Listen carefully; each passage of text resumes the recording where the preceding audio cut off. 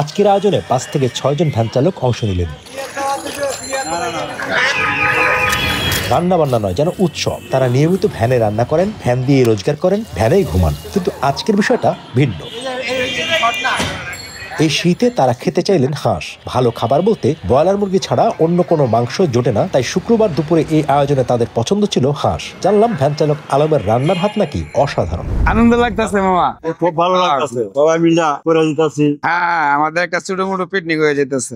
নদিনের মধ্যে মনে করেন এই একটা বাজি, আলু ভর্তা, ডাল, মাঝে মাঝে মাছ, মাঝে মাঝে আমার বড় ভাই শাড়ি আনে, একদিনে একটা আইনা মনে করেন রান্ধে। কিন্তু আজকের আয়োজনটা অনেক ভালো, অনেক ইন্টারেন্স। আজকে একটা ছোট বড় পিকনিক হইতেছে এই জায়গায়। দেশে তো মনে করেন 400 টাকা হইলে একটা মোটামুটি ভালো কিনে যায়। 6 মাস আগে গেছি বাড়িতে এই ঈদের সময়। না শীতে বেশি এটা খাওয়া পরে আজকে যখন বড় ভাইরা বাজার বাজার কইরা খাইতেছি, আনন্দ লাগতেছে। বড় ভাই দাওয়াত দিচ্ছে, হাঁস আনছে।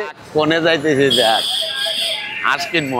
দুপুর 12টায় আলমকে টাকা দেওয়ার পর ছুটলেন বাজারে। 650 টাকায় কিছুতেই তিনি হাঁস কিনবেন না। এত টাকা খরচে হাঁস কিনে একবেলা খাবারের যৌক্তিকতা পান না। যাই হোক, আমরা সাপোর্ট দেওয়ায় অবশেষে হাঁস কেনা হলো। এটা তো একটু হালকা, তবে এটা রাখেন, এটাই নেই। ড্রেসিং মেশিন কইরা দিবেন, আন্তিম কত ওইটা ওর লোকে বলো হইছে, খালি কইলে ওই জন্য নিয়ে জব করেন, আর কোনো কথা বলেন। 15 মিনিটে হাঁস ছোলাও শেষ। রান্নার জন্য কিনে নিলেন পরিমাণ মতো চাল, ডাল, আদা, রসুন, পেঁয়াজ, তেল সহ প্যাকেট মশলা। এসব বাজার করতে তার খরচ হলো 450 টাকা। বাজার করে ফিরতে 1টা বেজে গেল। হাঁস কাটাকাটি একটা যুদ্ধই মনে হলো। একটু পরপর ছুরিতে ধার করতে হয়।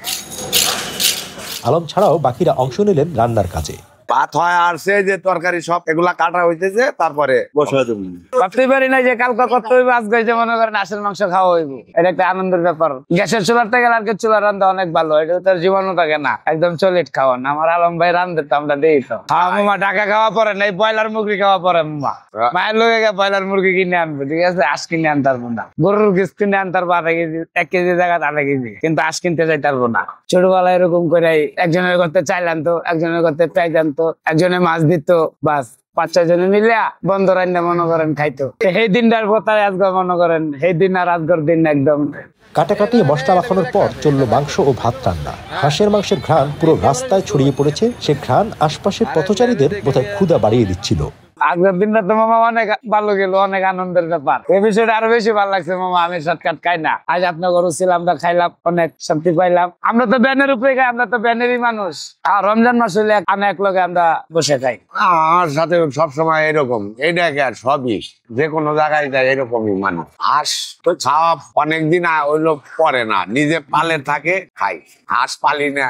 আমরা ওই যে একসাথে কাজ করে মন চাইলে মনে করেন বাজার থেকে কিনে নিয়ে আসি, মনে করেন আলম ভাই দেই, আলম ভাই পাক কর, আলম ভাই পাক করে আমরা খাই। আলম ভাই মনে করেন এই জায়গায় 30 জনের মাঝখানে একজন আছে, এই জায়গায় পাক করে খায়। এর কাছে যা লইয়া যা সে পাক করে খাওয়াইতে পারে। রান্না হবার পর রাস্তার উপরে রাখা ভ্যানেই খাবার বাড়লেন। পরম তৃপ্তিতে খাবার। এই দৃশ্যটা দেখার আনন্দই আলাদা, যা আলমদের না দেখলে বুঝতেই পারতাম না। এই যে আমরা 5 জনে একসাথে হইছি, এই যে বাড়তাছি, খাইতাছি। মানুষের গান তো ভালো। আমার আলম ভাই আস্তে আস্তে পার ভাই, ফালাইস না, 1 নম্বর পাক হচ্ছে। এটা একটা খাইলাম, এটা ভাগ্যের ব্যাপার। বাপ বেশি করে রাঁধছি, বেশি করে এই ভাইটা তরকারিতে আর আগের থেকে আমি সকালে কাজে গেছিলাম, কাজ করে আইসা হঠাৎ করে আবার একজন টাকা দিল, বাজার করলাম, বাজার করে আজকে নিয়ে আনলাম, খাইলাম, রান্না বান্না করে খাওয়া দাওয়া করলাম। হোটেলে গেলে তো এত বেশি দেয় না মাংস, না এত কি আর দিত, 2 টুকরা দিত সর্বোচ্চ। এটা তো কয়েকবার নিয়ে খাইলাম, 2বার ভাত নিয়ে খাইলাম, 3বার তরকারি লইলাম। না সবাই ঠিক মতন রান্না বান্না করছে। কেউ পেঁয়াজ কাটা দিছে, কেউ আদা কাটা দিছে, কেউ আলু কাটা দিছে। সবাই মিলে 5-6 জন মিলে রান্না করে খাইলাম। আলহামদুলিল্লাহ অনেকদিন পরে খাইলাম, ভালো লাগলো হাঁসের মাংস। আমরা তো আগে খেতে কাজ করছি, যেমন মন চাই না খাইছি।